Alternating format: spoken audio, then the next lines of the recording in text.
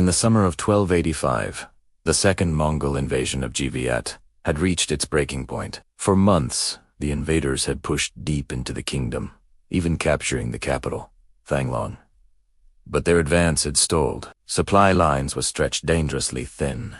Disease was spreading through their camps, and the relentless heat and humidity were taking their toll. Morale was plummeting. The Mongol war machine, so accustomed to swift and total victory, was now bogged down in a grueling war of attrition. For both sides, one decisive battle would determine the fate of the entire war. At the heart of this strategic puzzle was a single location, Tisia, situated on the vital Red River. It was the main artery connecting the Mongol occupation force in Thăng Long to their reinforcements and supplies. To hold Shay NGD. NG was to control movement logistics, and ultimately, survival. For the Mongols, it was the lifeline that sustained their entire northern campaign. They fortified the crossing with a powerful naval fleet.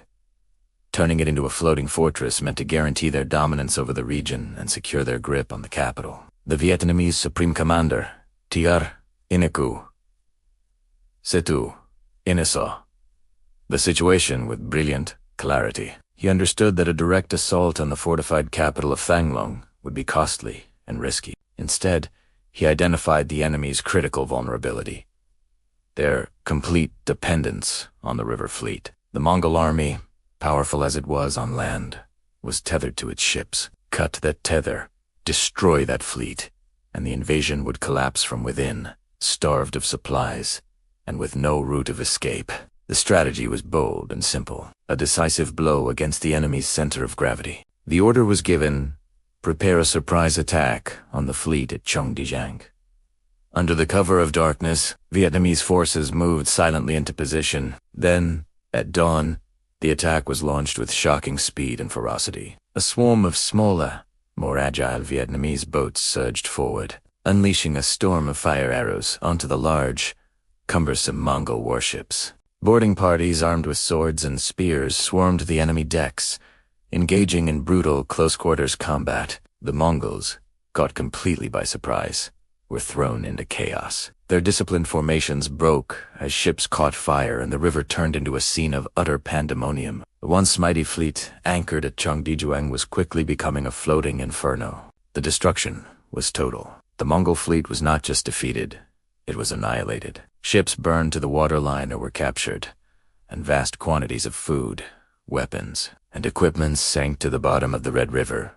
With their naval powers shattered, the Mongol army in Thăng Long was suddenly isolated. Their primary supply line was severed, and their main escape route was gone.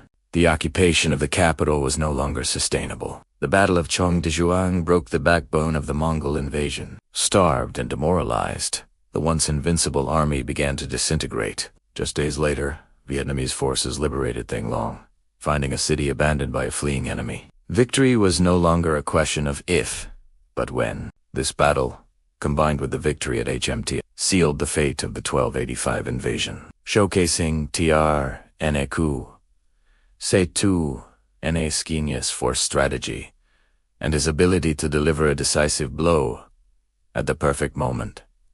Thanks for watching. If you enjoyed this piece of history, don't forget to like and subscribe for more.